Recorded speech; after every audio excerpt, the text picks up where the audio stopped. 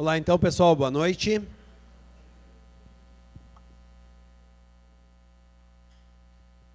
Hoje eu quero continuar um assunto que eu comecei com vocês. Já estamos indo dentro do assunto que eu propus, já estamos nos encaminhando para o final da carta aos Gálatas, né? Então eu quero lembrar um pouquinho daquilo que eu falei, um pouquinho da introdução que eu fiz do livro, para que se você perdeu alguma parte, se você não ouviu, não estava presente, você possa entender aquilo que nós estamos falando então. O apóstolo Paulo, ele fez a sua primeira viagem missionária, junto com Barnabé, e ele passou pela região da Galácia. E ali nessa parte da Galácia, então, ele implantou algumas igrejas, algumas comunidades, e ele continuou sua viagem missionária, e até voltar, então, para Antioquia, que era o seu ponto de onde Paulo ficava permanentemente. E aí então ele ficou sabendo que nessas comunidades da região da Galácia houve a introdução de alguns fariseus que se converteram ao cristianismo, mas que chegaram até as igrejas da Galácia dizendo: olha, vocês não podem só ter fé em Cristo, vocês precisam agora cumprir alguns rituais que a lei exige, que a lei pede que vocês façam. E eles falaram então que os gálatas deveriam cumprir principalmente 3 pontos importantes, que era a guarda do sábado, como o dia do Senhor, que eles tinham que se privar de vários alimentos que eram considerados impuros, que os judeus não comiam, e que eles deveriam fazer a circuncisão, que isso então faria com que eles seriam realmente aceitos diante de Deus. Paulo então vai escrever essa carta aos Gálatas para dizer para esses cristãos novos o perigo de eles entrarem num sistema religioso e não entenderem a liberdade que foi o que Cristo se propôs a comprar. Então, Paulo vai tratar a sua carta basicamente a respeito da liberdade do cristão, mas eles também haviam tentado rebaixar a imagem de Paulo como apóstolo. Então Paulo também vai usar um trecho da carta, defendendo o seu apostolado diante da igreja e defendendo inclusive a sua posição como implantador dessas igrejas. Isso é o histórico da carta aos Gálatas. Aquilo que eu já comentei então, eu falei que Paulo então ele vai numa crescente quando ele fala sobre a nova vida que é a liberdade proposta em Cristo então. Eu falei no capítulo 1 que Paulo fala que a vida eterna ela não começa quando você morre. Seria muito infantil pensarmos dessa forma. Paulo ele propõe que a vida eterna ela começa agora, quando Cristo passa a reinar no coração do cristão, e aí a vida eterna já está acontecendo. E o que vai acontecer então é que quando esse corpo morrer, nós vamos apenas continuar desfrutando da vida que Paulo já propôs. Então a vida eterna para o cristão começa agora, já nesse momento. Ele não tem que esperar para começar a desfrutar da vida eterna. Então, Paulo também vai trabalhar isso no capítulo 2, que eu comentei também, então, dizendo que o que é então que faz essa nossa introdução na vida eterna, o sacrifício de Cristo, e a partir do momento em que se deposita fé no sacrifício de Cristo. Aí então começa a acontecer algo que é espiritual, em que nós recebemos a absolvição do pecado naquele momento. Porque quando Cristo se sacrifica na cruz, nós passamos já a desfrutar de não termos culpa como pecadores. Então, quando Cristo morre na cruz, a culpa do pecado que o ser humano tem, ela é imediatamente retirada, por causa do sacrifício de Cristo. Porque é pela cruz que esse sacrifício foi comprado. Capítulo 2 de Gálatas. Agora Paulo vai explicar, e eu quero que a gente olhe agora a partir do capítulo 5, como é que funciona a segunda parte, que o domínio do pecado não tem mais poder sobre aquele que vive pelo Espírito. Então, vamos pensar assim, imagina nós seres humanos pecadores. Quando depositamos fé no sacrifício de Cristo, a culpa é imediatamente retirada. Quando vivemos pelo Espírito, o domínio do pecado sobre nós não tem mais todo o poder. E haverá o dia em que Cristo vai voltar, e o pecado será retirado da nossa presença. Essa é a grande diferença. Esse é o processo espiritual. Eu sou livre da culpa do pecado por meio do sacrifício de Cristo. Eu agora passo a ser livre do domínio do pecado, porque agora eu vivo pelo Espírito, e essa é a proposta que Paulo tem para nós. E um dia nós seremos livres da presença do pecado, porque embora o pecado não nos domine, enquanto cristãos, o pecado ainda está presente. E nós vamos conversar um pouquinho sobre isso, como é que funciona essa dinâmica. Mas haverá o dia em que até mesmo a presença do pecado não estará mais. Então, essa crescente que Paulo está indicando, então eu já falei, Cristo morre na cruz, você deposita fé no sacrifício de Cristo, e a partir do momento a culpa do pecado não existe mais. Para Deus já está riscada a nossa dívida com Ele. Mas nós estamos entrando em um processo de viver pelo Espírito, a fim de que o pecado não nos domine mais. Ele não é mais senhor das minhas ações. Porque se o pecado é senhor das minhas ações, eu preciso voltar e entender todo o processo novamente.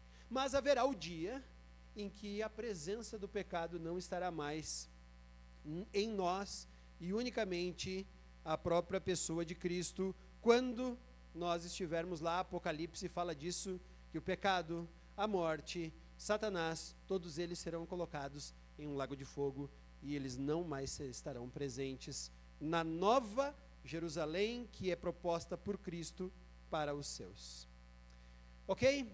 Então, como é que a gente vai entender esse processo de não mais ser dominado pelo pecado? Como assim? Como é que funciona isso? Significa que eu não peco mais? Significa que agora tudo que eu faço, né? Calma, que nós vamos tentar entender. Quero te convidar então a abrir a tua Bíblia no livro aos Gálatas, capítulo 5, a partir do versículo 13. Nós vamos ler do versículo 13 ao versículo 26. Pegou lá? Então eu vou começar. Irmãos, vocês foram chamados para a liberdade, mas não usem a liberdade para dar ocasião à vontade da carne. Ao contrário, sirvam uns aos outros mediante o amor. Toda lei se resume num só mandamento: ame o seu próximo como a si mesmo. Mas se vocês se mordem e se devoram uns aos outros, cuidado para não se destruírem mutuamente. Por isso digo, vivam pelo Espírito, e de modo nenhum satisfarão os desejos da carne. Pois a carne deseja o que é contrário ao Espírito, e o Espírito o que é contrário à carne. Eles estão em conflito um com o outro, de modo que vocês não fazem o que desejam. Mas se vocês são guiados pelo Espírito, não estão debaixo da lei. Ora, as obras da carne são manifestas: imoralidade sexual, impureza e libertinagem, idolatria e feitiçaria, ódio, discórdia, ciúmes, ira, egoísmo, dissensões, facções e inveja, embriaguez, orgias e coisas semelhantes. Eu os advirto, como antes já os adverti: aqueles que praticam essas coisas não herdarão o reino de Deus. Mas o fruto do Espírito é amor, alegria, paz, paciência, amabilidade, bondade, fidelidade, mansidão e domínio próprio. Contra essas coisas não há lei. Os que pertencem a Cristo Jesus crucificaram a carne com suas paixões e seus desejos. Se vivemos pelo Espírito, andemos também pelo Espírito. Não sejamos presunçosos, provocando uns aos outros e tendo inveja uns dos outros. Aqui agora então Paulo ele vai abordar sobre dois estilos de vida que são diferentes, conflitantes, e um não tem nada a ver com o outro. Paulo vai falar isso sobre a vida na carne e a vida no espírito. Ambos são extremamente opostos. E ele fala que só há uma opção para quem é cristão: a vida no espírito. Assim como só há uma opção para quem não é cristão: a vida na carne. Porque quem é cristão passa agora a entender os propósitos do espírito e passa a viver de uma forma diferente. Por quê? Porque a vida eterna já começou agora. Mas quem não é cristão não tem outra opção a não ser continuar vivendo carnalmente, continuar vivendo na carne. Então, a primeira coisa que Paulo fala ali aos Gálatas, ele fala: vocês foram chamados para a liberdade. Essa é a primeira coisa que Paulo vai falar aos Gálatas. Nós somos chamados para a liberdade.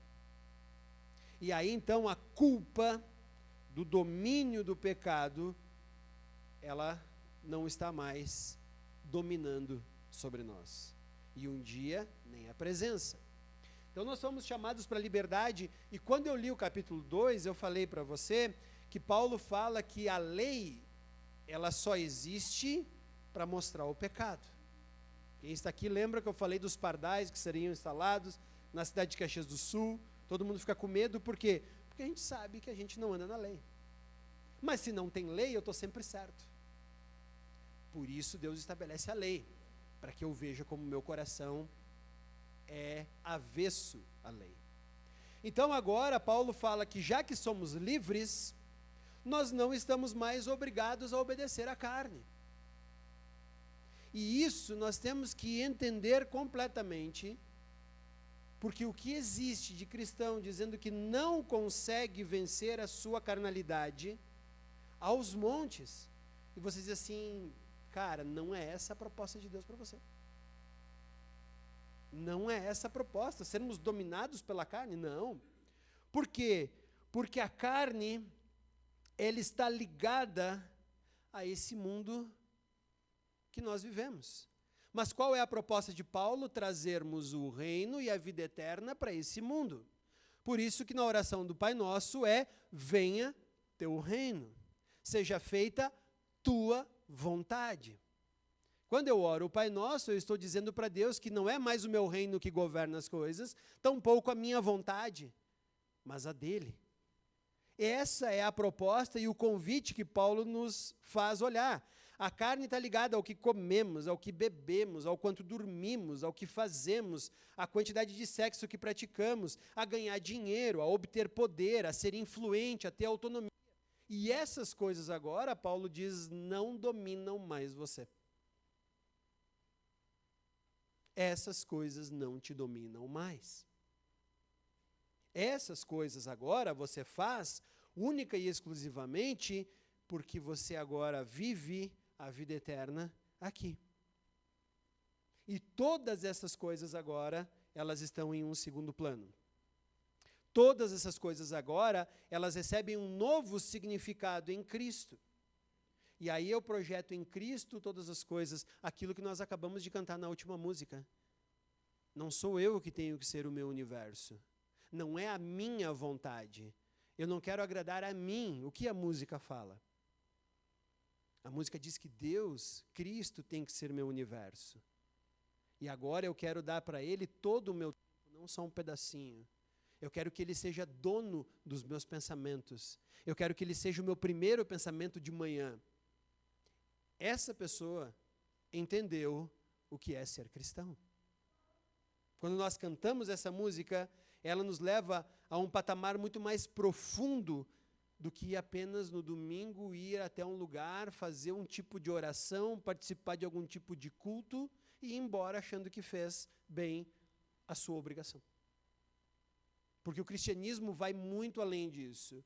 O cristianismo agora, ele tem a ver com o que eu penso, ele tem a ver com o que eu faço. E por isso Paulo fala, sirvam uns aos outros mediante o amor. Porque toda lei se resume, ame o seu próximo como a si mesmo. Então o reino de Deus tem a ver com aquela pessoa que fechou a minha frente no trânsito, que passou o sinal vermelho, que me trapaceou, que me deixou para trás. O cristianismo tem a ver com o que eu faço com esse tipo de gente que eu encontro por aí. Tem a ver com a forma pela qual eu amo minha esposa, pela qual eu trato meus filhos, pela qual eu trato meus pais. Cristianismo tem a ver com estas coisas. E não apenas com rituais sagrados. Tem a ver com tudo, de todas as formas. Então, até mesmo reconhecer quando a gente está fazendo a coisa errada e dizer, ok, eu preciso de perdão e, Cristo, eu preciso que tu continues comigo. Então, o cristão ele não está mais à mercê da sua carne. E agora Paulo diz que há um caminho mais excelente. Qual é o caminho excelente? O que começa no versículo 16. Por isso eu digo, vivam pelo Espírito. Há um caminho superior. Sabe aquela pessoa que diz assim, não, eu sou assim mesmo, eu trato assim, falou eu respondo, eu não sei o quê, Vivam pelo Espírito. Há um caminho mais excelente, há um caminho mais elevado, há um caminho maior. O cristão não está mais à mercê da carne, ele está agora em um caminho que é a vida pelo Espírito. E aí vem a grande questão, então a gente não peca mais? Bom, não é assim. A maioria de vocês sabe que eu gosto de andar de bicicleta. E andar de bicicleta é extremamente interessante, é extremamente empolgante, quando você não fura o pneu na estrada. Né? Por quê? Porque daí furou o pneu, aí você para, troca, perde todo o pique, ritmo e tudo mais. Esses dias eu estava andando com o Charles, pegamos uma trilha, e eu comecei a sentir minha bicicleta fazendo assim, eu digo, nossa, como deve ser legal andar numa bicicleta com suspensão total. Mas ali a pouco eu pensei, eu digo, mas a minha bicicleta só tem suspensão dianteira. Então isso só pode significar uma coisa, meu pneu traseiro está ficando murcho. Dito e feito, disse Charles, o pneu está furado. Ah, é verdade, paramos lá, trocamos o pneu. Mas o que Charles e eu fizemos? Antes de colocar uma câmera nova, nós tiramos o pneu e verificamos o pneu e passamos a mão para saber se não tinha o espinho ou aquilo que furou o meu pneu, a minha câmera, ainda cravado ali dentro do pneu, preso na fibra do pneu. Por quê? Porque imagina o que acontece se o espinho está ali, eu coloco a câmera, nós enchemos todos bem empolgados e eu saio andar, o que vai acontecer? Fura de novo. O cristão vai continuar de vez em quando furando o pneu da bicicleta. Mas furar toda vez, isso não é coisa de cristão. Volta e meia nós vamos passar por algum percalço na vida e o pecado vai aflorar e alguma coisa vai acontecer e eu vou dar de cara com o meu eu pecador. Mas isso é a raridade. O cristão que peca constantemente, ele não entendeu a proposta de Paulo quando fala vivam pelo Espírito. Porque quando nós vivemos pelo Espírito e nós pecamos e nós nos deparamos com o nosso eu pecador novamente, nós esvaziamos a câmera furada e nós damos uma olhada no pneu da nossa vida para evitar que isso aconteça. Sabe por quê? Porque é extremamente ruim você viver e tentar andar um trecho de pedal muito longo com um pneu esvaziando a cada 5 a 10 minutos. Aí a vida fica ruim, a vida fica chata, a vida fica complicada, porque o nosso tempo de manutenção é muito maior que o nosso tempo de diversão. E chega lá pela terceira ou quarta vez, você já está espiado, você não quer mais que aquilo aconteça, e você se sente frustrado. Então o cristão, de vez em quando, fura pneu na sua caminhada, na sua pedalada cristã, mas não pode ser uma constante. O cristão, onde o pecado é uma constante, ele precisa rever o que aconteceu dessa proposta de Paulo, em que ele diz agora, vivam pelo Espírito para não satisfazer os desejos da carne. E agora, então, está a proposta. Eu não estou dizendo aqui que nós vivemos uma vida sem pecado, mas eu estou dizendo que nós vamos viver uma vida onde o pecado é a exceção e não a regra. O pecado na vida do cristão, ele passa a ser, então, um acidente, não uma constante. Agora, se eu estou encarando o meu eu pecador constantemente eu preciso voltar e tentar entender como viver pelo Espírito. Então, Paulo fala que não dá para viver pela carne, porque a proposta de Deus é que vivamos pelo Espírito e os dois lutam um com o outro. Eu não sei qual é a versão que você tem, a NVI fala que eles estão em conflito um com o outro, no versículo 17. Mas a Almeida fala que eles estão em constante militação. Paulo está usando aqui de uma linguagem militar. Eles estão em guerra. A vida na carne, ela está em guerra com a vida no Espírito. Por isso também não dá para harmonizar os dois. Que hoje é a proposta que eu vejo. Algumas igrejas por aí dizem que você pode vir pecando e isso é normal e é tranquilo. E essa é a proposta de Deus para você, porque Deus perdoa todas as coisas. Mas aí eu olho para Gálatas e eu vejo Paulo dizendo que isso não é possível. Tampouco é possível harmonizar uma vida de pecado com uma vida cristã. Por quê? Porque os dois vão brigar. Os dois estão em constante conflito. Então, quem vive na carne não pode agradar a Deus. Por isso ele termina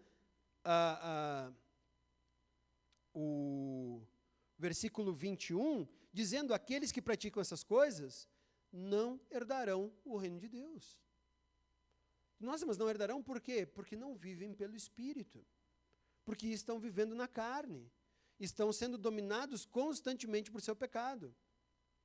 Então, Paulo fala que as obras da carne são manifestas. Aquele cristão que não vive pelo Espírito, ele tem uma vida que vai mostrar pelos seus frutos. E eu acho legal que, pelos seus frutos, não, pelas suas obras. Tá? Por que as obras da carne elas são manifestas? Porque elas são feitas por nós. E Paulo fala, eu consigo olhar mais ou menos ali 4 tipos de pecado que Paulo fala. Porque às vezes a nossa tendência é pegar vamos pegar essa lista e esses pecados aqui são das pessoas que não entram no céu. Não, não é isso. Mas olha o que Paulo fala. Primeiro deles, Paulo fala imoralidade sexual, impureza e libertinagem. Por que Paulo fala sobre 3 pecados da área sexual? Porque a sexualidade nos define. A sexualidade acaba dizendo quem nós somos. Tanto que existe uma luta social que é mundial, e eu não vou entrar nela agora aqui, de pessoas que dizem que nasceram no seu sexo errado. Seu sexo biológico não combina com o seu sexo mental. Não vou discutir aqui a questão, mas olha como o sexo nos define. Olha como na minha cabeça, sexo diz quem eu sou. E a prática dele também diz quem eu sou. E Paulo está dizendo aí que as obras da carne são manifestas justamente na área sexual, porque sexualidade é uma coisa que nos define. Por isso o cristão, ele não dá asas a toda e qualquer sexualidade. Porque agora ele vive pelo Espírito. Há um momento certo e a oportunidade certa de o sexo acontecer, e Paulo vai falar isso, não agora na carta aos Gálatas, Paulo vai falar isso em todas as suas outras cartas, principalmente em Romanos, onde ele fala, e Coríntios também, onde ele fala que o sexo foi separado por Deus para existir no contexto do casamento entre homem e mulher, marido e esposa. Qualquer coisa fora disso cai nessas 3 partes, ou é imoralidade, ou é impureza, ou é libertinagem. A lista ainda vai mais longa se você olhar as outras cartas de Paulo. Mas então ele fala que as obras da carne acontecem e são manifestas por meio de pecados sexuais, porque a sexualidade nos define. Além disso, olha o que ele fala, idolatria e feitiçaria. Tu diz, o que Paulo está dizendo aí? Embora o sexo nos defina, também há uma forma de nós expressarmos nossa comunhão com Deus. E tudo que está fora da vida pelo Espírito, que é a proposta de Paulo, colocando fé no sacrifício de Cristo, ou é idolatria, ou é magia. Não tem outro jeito. Mas qual é a religião certa? Não existe religião certa. O que existe é comunhão certa e fé na única forma certa que Deus estabeleceu de limpar os pecados. Qualquer coisa fora dessa fé em Cristo, no sacrifício de Cristo, é idolatria. E aí, então, a nossa relação com Deus também é expressa. Então, as obras da carne são expressas na minha sexualidade, as obras da carne são expressas na minha relação com Deus. Além disso, olha o que Paulo fala: ódio, discórdia, ciúme, ira, egoísmo, dissensões, facções e inveja. Ó, listinha complicada essa. Por quê? Porque as obras da carne também são manifestas na minha relação com o próximo. Se viver no Espírito, a única forma que eu tenho de relacionar com o outro é por amor, as obras da carne, elas se relacionam exatamente por isso. Por ódio, discórdia, ciúme, ira, egoísmo, dissensões, facções, inveja, inveja. Por quê? Porque nos define diante dos outros. Se a sexualidade me define, a minha relação com Deus é a minha opção de tentar amenizar a minha situação com o Criador, o meu relacionamento com o outro agora me define quem eu sou diante do outro. Aí eu posso ser o estourado, o arrogante, o esquentadinho, o brigão, né? E as pessoas vão entender. Não, o Edgar é assim mesmo. Fica tranquilo. E por último, Paulo fala ele fala embriaguez, orgias e coisas semelhantes. O que Paulo está falando aqui? As obras da carne também, elas se manifestam na autoindulgência que eu faço. Autoindulgência significa a forma como eu me premio, ou a forma pela qual eu me desculpo de meus pecados. E aí a embriaguez é a primeira delas, né? Onde eu não me controlo, então eu vou dar para o meu organismo qualquer coisa, e essa embriaguez não significa só de álcool, é de qualquer outra coisa que vá aliviar essa minha tensão. E as orgias, da mesma forma, vou dar para o meu corpo aquilo que ele precisa e aquilo que ele quer. Isso são as obras da carne que Paulo fala. Prazeres sexuais, religiosidade corrompida, relacionamentos errados com os outros ao meu redor e autoindulgência. Isso é obra da carne. Isso é o que acontece quando você e eu não nos apegamos à força do Espírito Santo e vamos tentar construir alguma coisa por nós mesmos. Por isso que a história humana, ela está repleta de situações que foram feitas e males que foram causados a outras pessoas, até mesmo com boa intenção. Pode pensar aí, talvez, as pessoas mais perversas que você estuda na história, elas tiveram alguma boa intenção, pode crer. Elas tiveram alguma ideia de tentar fazer alguma coisa boa, mas acabaram sendo dominadas pelo seu poder e pela sua carne. Até mesmo a igreja cristã, através dos séculos. Tem causado males que até hoje estão sendo divulgados e colocados diante de nós. Obras da carne, elas militam contra as obras do Espírito. Então a questão agora é que nós precisamos agora revelar o fruto do Espírito. Olha só, o primeiro era as obras da carne. Por quê? Porque sou eu que faço. Mas por que agora é um fruto do Espírito? E pensa bem ali, porque eu vejo às vezes algumas pessoas dizendo, não, olha, os frutos do Espírito não está no plural, está no singular. O fruto do Espírito. Agora para um pouquinho e volta toda a nossa questão, a relação com Gênesis. Havia 2 frutos, o da vida eterna e o da árvore do conhecimento do bem e do mal. Fruto é algo que Deus preparou e disse agora, você decide, você opta por ele. E agora está diante de nós um fruto que não é o fruto da árvore do conhecimento do bem e do mal. Não é o fruto que nos leva ao distanciamento de Deus, ao contrário, é o fruto que nos leva à vida para o Espírito. E é o fruto do Espírito. É um único fruto. Eu não posso ter, por exemplo, amor e não ter alegria. Eu não posso ter alegria e não ter paz. Eu não posso ter paz e não ter paciência. Não existe isso. Porque o fruto é um só. São todos gomos da mesma bergamota. Não tem o que fazer. Então, Paulo vai falar que o fruto do Espírito é a consequência da graça, da qual agora Deus então nos dá e nos oferece a oportunidade de estarmos livres de uma vida cheia de pecado, marcada pela obra da carne. Aonde a base de tudo é, voltamos lá em cima, no versículo 13, sirvam uns aos outros mediante o amor. 14, toda a lei se resume num só mandamento: ame o seu próximo como a si mesmo. O fruto do Espírito agora, ele está exposto para nós, e tudo que ele faz agora é baseado no amor. Porque aí eu pergunto para vocês, vamos pegar aqui, o que é a alegria?